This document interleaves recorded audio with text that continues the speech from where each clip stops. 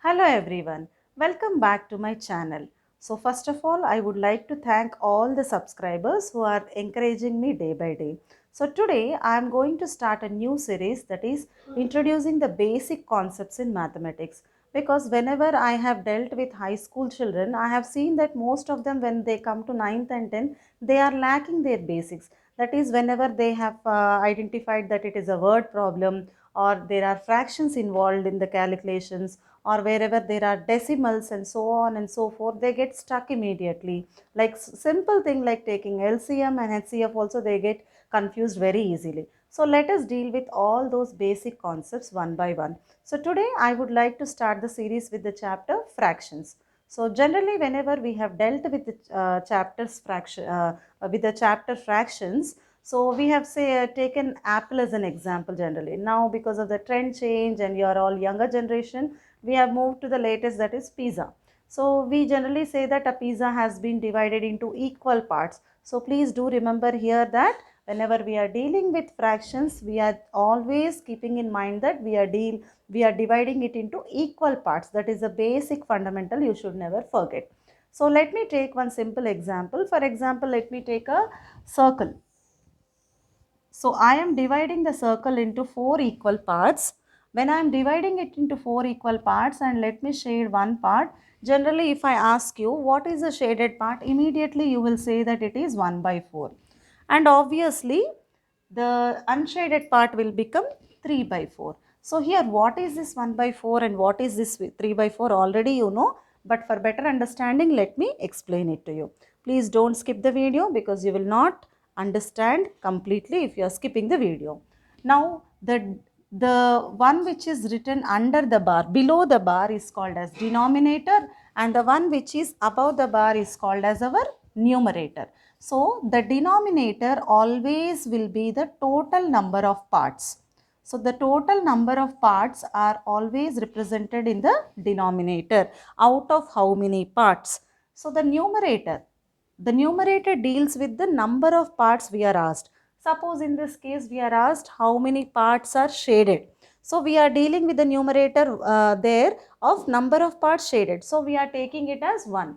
And here when we are dealing with the number of parts which are not shaded, we are taking it as 3. So this is a simple example of a fraction. Now let us see how can we add two different fractions.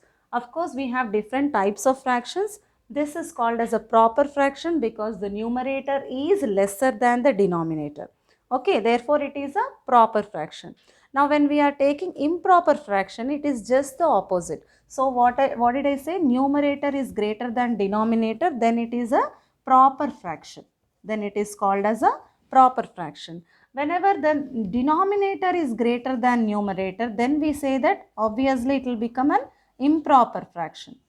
It is not proper, right? The number of parts are less than the number of parts we are counting. Is it possible? Yes, definitely. So we have to take one more circle if we are dealing with that. So improper fractions are also can also be converted as mixed fractions and vice versa. So you all know these things generally. So afterwards we have like fractions, unlike fractions. So whenever we are adding, we can add only like fractions. What are like fractions now? I am just going ahead a little bit faster because these are the already known things to you.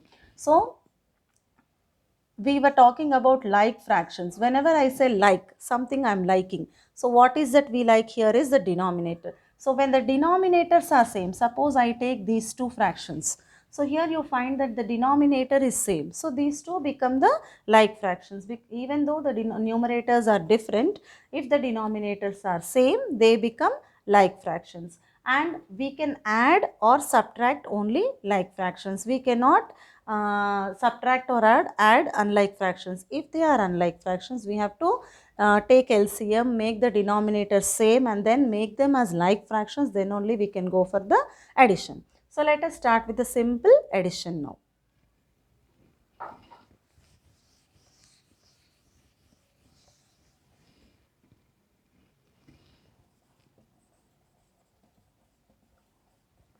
Suppose you have a fraction like 3 by 5 plus 2 by 5. Directly they are like fractions. So can I say that the answer is 3 plus 2, 5 and 5 plus 5, 10? Definitely no. Here, if the denominators are same, they are called as like fractions. So like fractions will have the same denominator. The denominator to be taken only once here. Now you can add the numerators, that is 3 and 2 you can add, 3 plus 2. Same thing holds for even subtraction as well. We will discuss it later. So what is the final answer here? 3 plus 2. It is nothing but 5 by 5. Now you can see that this can be cancelled and the final result is nothing but 1 here. So this is how you are going to add. Now let me give you one more example.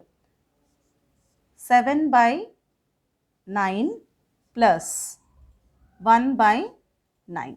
So here again both of them are like fractions. So I am taking 9, that is the denominator here, and 7 plus 1 when I add I am going to get 8 by 9.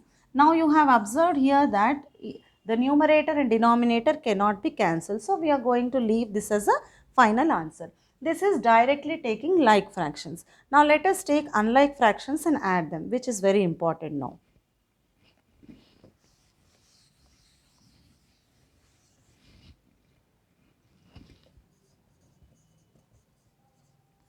So now I am taking unlike fractions. Let me take it as 3 by 3 by 5 plus,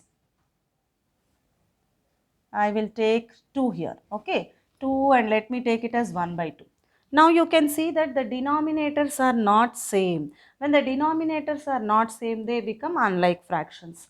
Now here I need to take the LCM of denominators when they are not same. So LCM of both the denominators, since we don't have a common factor for 5 and 2, directly we can take the multiplication and write it as 10. So now our 10 becomes the LCM. Now ensure that you are changing both the denominators to this LCM value, that is 10. So now 3 by 5, now denominator should become 10. For that I need to multiply with 2. So whenever I am doing any kind of operation, that is if I am multiplying the denominator with any number, same thing I have to do on the numerator as well. So the value doesn't become changed. Like this, that means it becomes unchanged. Now plus, now we have to write 1 by 2, which is the fraction which is given.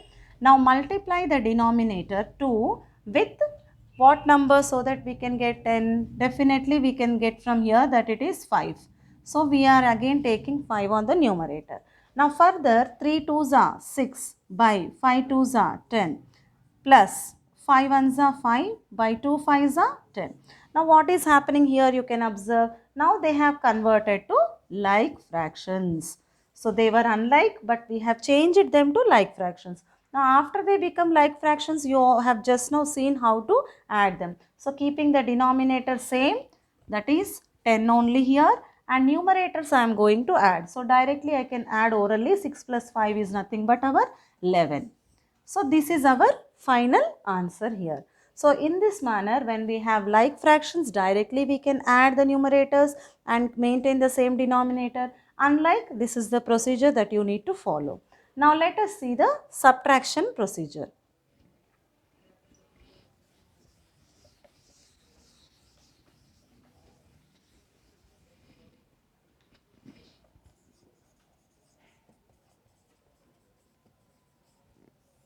So we will start with again like fractions. For example, I have 5 by 8 minus 3 by 8. Okay, let me take this.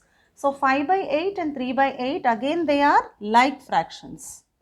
They are like fractions. So directly I can subtract. But what am I supposed to do? I have to take the denominator as it is as 8, and the numerators, instead of addition I am just simply subtracting it. So how much is that I am going to get is 2 by 8. So 2 ones and 4s. So we are going to get 1 by 4 as a result when we are subtracting.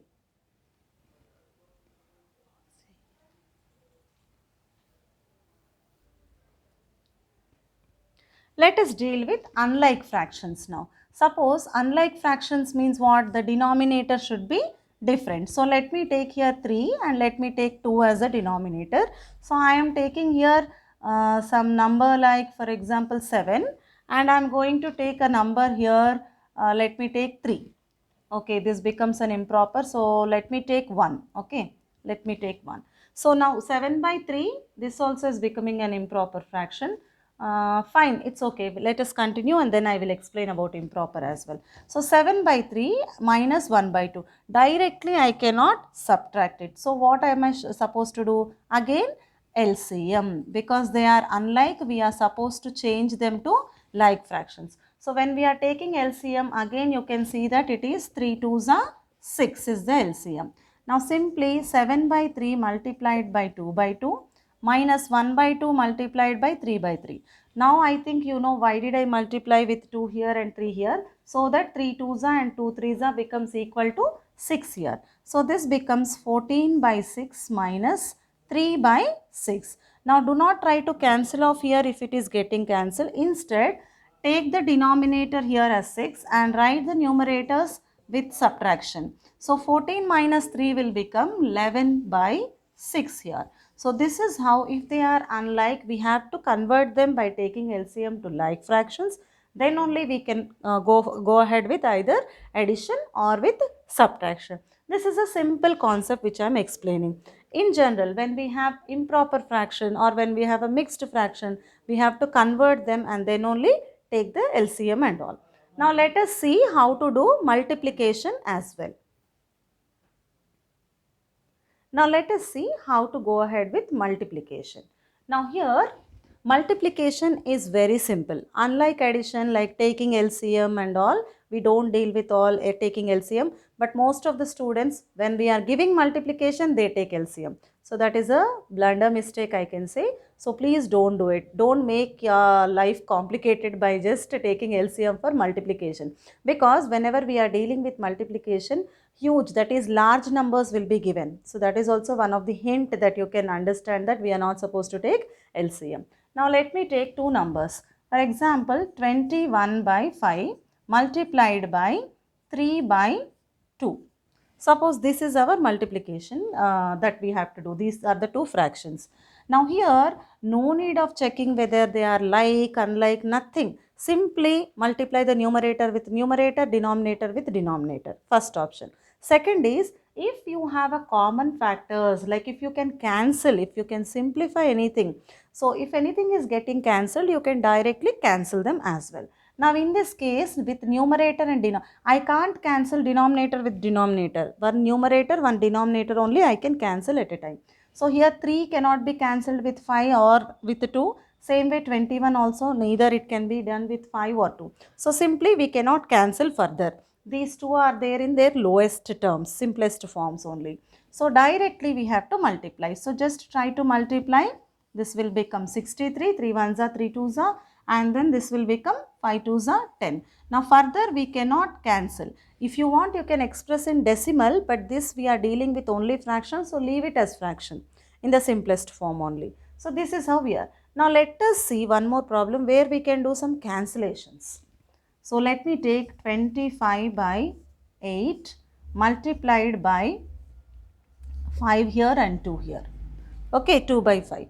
Now you can automatically see that I can cancel 2 ones, 2 fours, 5 ones, 5 fives. Now 5 into 1 is giving you 5 and 4 into 1 is giving you 4. So simply you have 5 by 4 as the answer here.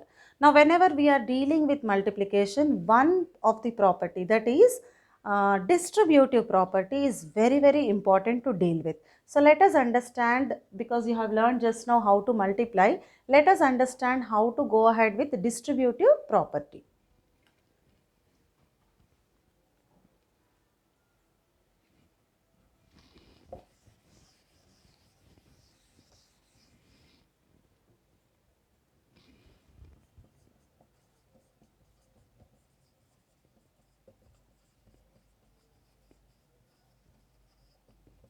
So here, whenever we are dealing with distributive property, there is a combination of two operations. So multiplication and addition, or multiplication combined with subtraction. So we say that distributive property, it deals with two operations, multiplication and addition or multiplication and subtraction. So let us see the first operation. Automatically you will understand the second one as well. So to take one example, here let me write a fraction 1 by 2 multiplied by 2 by 3 plus 3 by 4. A simple numbers only, simple fractions only I have taken here. Now, what do we mean by distributive property? Here we have an operation plus here. So, I have to add these two fractions here and then multiply with the 1 by 2 which is outside. This is one way. But when we have to apply the distributive property, 1 by 2 belongs to the first fraction and also it belongs to the second fraction as well. So if I want to open the brackets, so 1 by 2 to be multiplied by 2 by 3 and the sign here is plus, so plus into plus will become plus again. So 1 by 2 multiplied by 3 by 4. So you can observe here 1 by 2 has been taken for both the fractions which are inside. Now if you are able to cancel, you can cancel anything, otherwise you can directly multiply and write. So here I can write 1 by 3 plus, here you can see that it cannot get cancelled, 2 and 4 both are in denominator. So this will become 3 by 4 2s are 8. Now again they are unlike fractions, now it is very simple to add. So this property, whenever you are dealing with algebra, it becomes very important, because if you are getting confused with the distributive property for fractions, you cannot understand how are you going to go ahead with identities which you are going to use later in algebra. So this is very important property, star property we can say. So now you take the LCM, we know that 3 8s are directly I can write 24. Now once you are familiar, you can directly write 24. Orally also you can see 1 into 8 is 8 plus 3 into 3 is 9, and directly you can write it as 17 by 24. So this is how you are going to use your distributive property. Now let us see the last operation, that is division as well.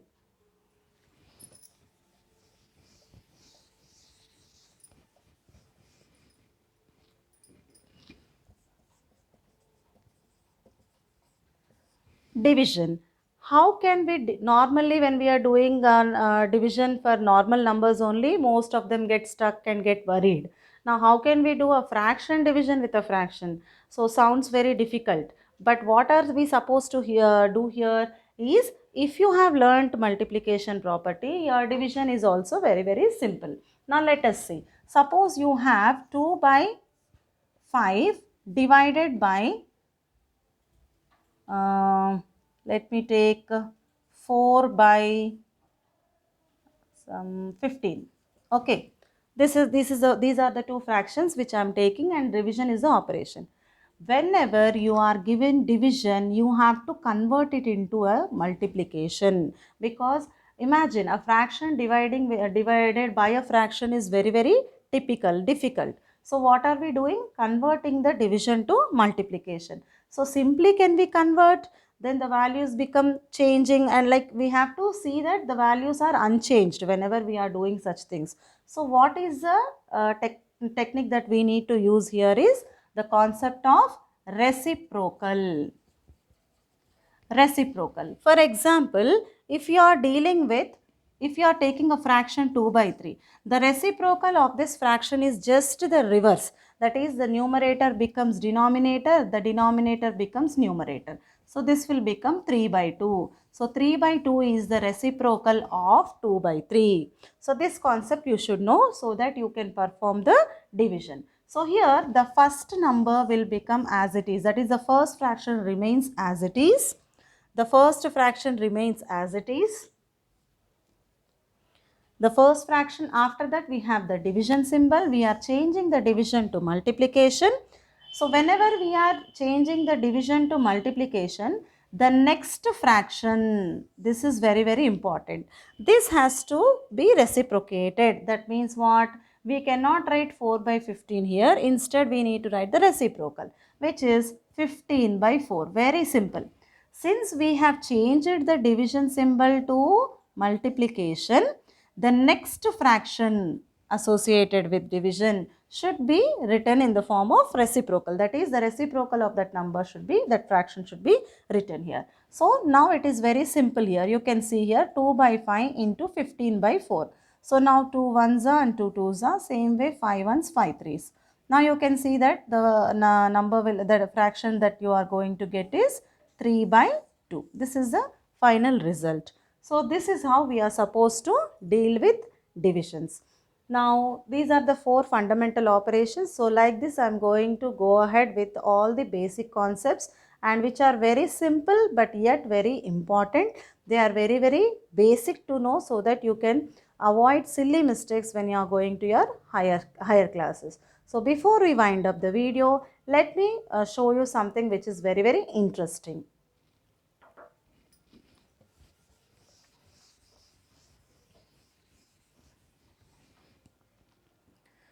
So before numbers were actually formed, like the number, the way we are writing, like how do we write our numbers like 1, 2, 3, the way we are writing, how did it come actually? Or before we could establish this kind of numeration, what were they using? Like in the primitive ages, in the early ages, what were they using? So let me discuss with you all one important fact which I came across, which is from Egyptian background, that is from what Egyptians have found out. So I am going to show you the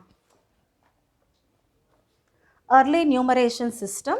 So hope you all can see it. So these were the symbols. Hope you all can see it. Yes, I think yes. So these were the numerations which were used here. You can see the way they have written. So you can see little spiral, a lotus. Most of the things what I have noticed is the natural things that you can see in and around, they have utilized those symbols only. So you can see here the different ways they are using. This is early numeration system. So this is by Egyptians. So I would like to read this because I felt it is very interesting. So our system of numeration as we know it developed over a period of about 1000 years. Many other systems were in use between the primitive beginnings and our present system. The early Egyptian system was one of these. The Egyptians used natural objects to represent numbers. So you can see here, you can see the index finger, a straight finger which is representing 1 here, and also a heel bone. This is called as a heel bone which is representing 10 here, and also a coiled rope which is representing 100, and for 1000 a lotus. How nice it is, right? So by looking at the symbol itself, it is so pleasant to look at the symbol itself. So these are the some other chart. So this is what I have found very interesting, and this book is with me from past many years.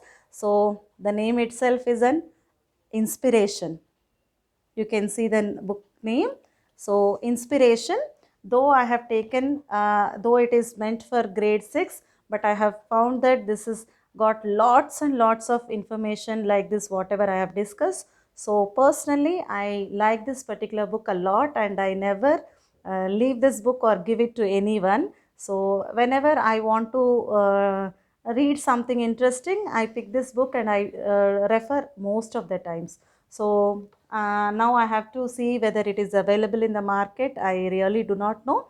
I'll try to find out, and if it is found, I will definitely give the link in the description box. Thank you very much for watching. Keep encouraging me like this. Like the video, share the video. Hope the video is useful to you. Maybe you know few of the things whatever I have discussed, but definitely I would like to come up with so many videos like this which will definitely be useful to you all. Thank you very much. Have a nice day.